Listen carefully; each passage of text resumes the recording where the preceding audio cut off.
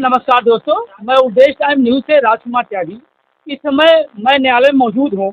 हमारे साथ एक अधिवक्ता जुड़े हुए हैं जो मोदी और योगी और नंदी के ऊपर मुकदमा कर दिए हैं। आइए इनसे पूरी जानकारी लेते हैं। सर, क्या नाम है आपका? राकेश पांडे। सर, ये बताइए, जो आप प्रधानमंत्री मोदी जी के ऊपर मुकदमा किए हैं, किस कारणवश किए हैं? मुकदमा माननीय प्रधानमंत्री जी से आधार पे किया गया है कि माननीय प्रधानमंत्री जी दिनांक 22/1/2024 को अयोध्या मंदिर के प्रतिष्ठापन के लिए प्राण प्रतिष्ठा में अयोध्या गए हुए थे और उसके बाद वहाँ पर उन्होंने एक भाषण दिया और उस भाषण में उन्होंने स्पष्ट रूप से कहा कि राम इज लव इंडिया, भाषण दिया और कहा राम इज पॉलिसी। इसी आधार पर हमने कहा अब संविधान की धर्मनिरपेक्ष सेकुलर जो आइडिया है उसके खिलाफ है, क्योंकि राम ही अगर कानून थे तो न्यायालय संविधान की क्या आवश्यकता है।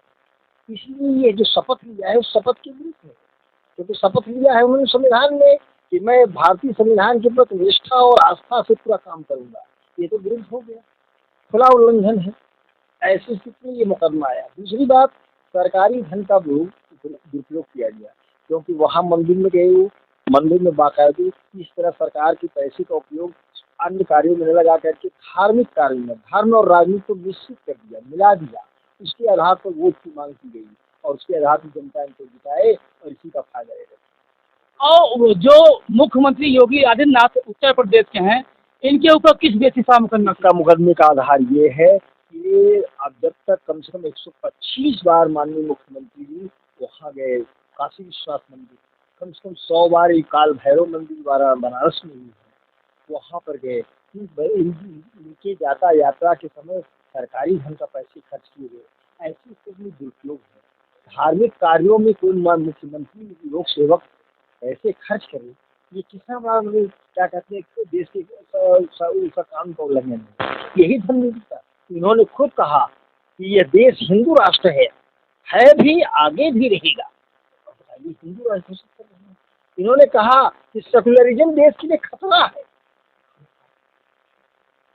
ऐसी स्थिति में ये काम, दूसरा एक उनका आधार बहुत बड़ा है कि ये जब भी जाते हैं गोरखपुर में ही जनता दर्शन करते हैं और संविधान में इन्होंने शपथ लिया है कि मैं विदाउट फियर एंड फेवर काम करूंगा, जबकि गोरखपुर जिले पर प्रस्ताव और जितना सरकारी धन गोरखपुर में निवेश किया है उतना किसी अन्य जिले 75 जिलों में नहीं निवेश किया।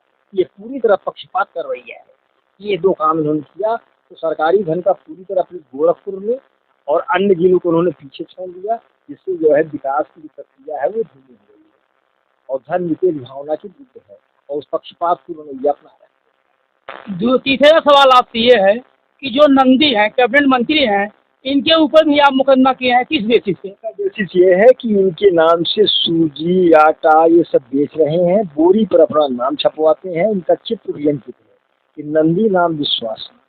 ऐसी स्थिति में किसी भारतीय कैबिनेट मिनिस्टर हो और लोक सेवक हो, वो व्यापार कर सकता है। व्यापार करने पर रोक है, धारा 220 BNS की, जिसमें 7-2 वर्ष की सजा है। इसके बावजूद ये ट्रेड कर रहे हैं और लोक सेवक पर रोक लगी है। कोई पब्लिक सर्वेंट ट्रेड नहीं कर सकता। अगर पद पर है, पद पर से बाहर आइए, आप कोई दिक्कत नहीं है, लेकिन पद पे रह के करें। और हर जगह देखिए जहाँ आशा, आटा, बेसन, सूजी, नंदी नाम विश्वास का हर जगह, ये क्या है? तो आप व्यापारी कर लीजिए या तो देश की सेवा कर लीजिए या तो पब्लिक सर्वेंट, दोनों काम कर रहे हैं। इसलिए आप निश्चित रूप से आप कुछ ऐसा अवॉइड कर रहे हैं। इसी संज्ञान लेने के लिए माननीय न्यायालय के समक्ष करना चाहिए। मुकदमा क्या आपने किया है? अब आपका साथ कितने लोग दे रहे हैं? अब साथ में जो कुछ है बयान देने वाले आप दिए हैं, 1-2 लोग हैं, अधिवक्ता है, तो बयान दिए 225 में। देख लीजिए साथियों, मैं इस समय प्रयागराज में मौजूद हूँ, कचहरी में। आप देख सकते हैं यहाँ पर जो है यहाँ पे अधिवक्ता जो है मुख्यमंत्री के ऊपर, प्रधानमंत्री के ऊपर, यहाँ तक कैबिनेट मंत्री नंदी जो प्रयागराज से बिलोंग करते हैं उनके ऊपर मुकदमा किया गया है। अब देखना ये है कि ये मुकदमे में क्या बाद में निकल के आता, क्या इनके ऊपर कार्रवाई होती है कि ये मुकदमा ही बन के रह जाता है। मैं उद्देश्य टाइम न्यूज़ से राजकुमार त्यागी,